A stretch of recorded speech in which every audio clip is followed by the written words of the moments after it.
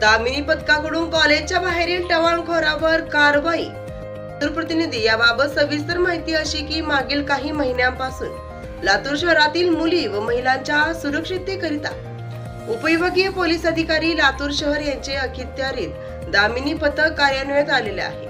सदर पथकामध्ये एक महिला पोलीस अधिकारी व 6 पोलीस अंमलदार यांची नेमणूक करण्यात आली असून त्यांना स्वतंत्र शासकीय वाहन उपलब्ध करण्यात आले आहे।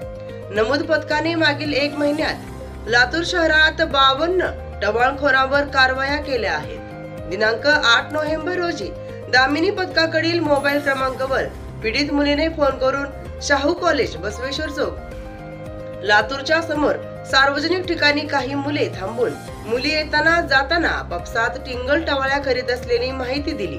त्यावरून सदर टवाळखोरांवर दामिनी पथकाने तात्काळ भेट देऊन टवाळखोरांना ताब्यात घेऊन कारवाई केली आहे।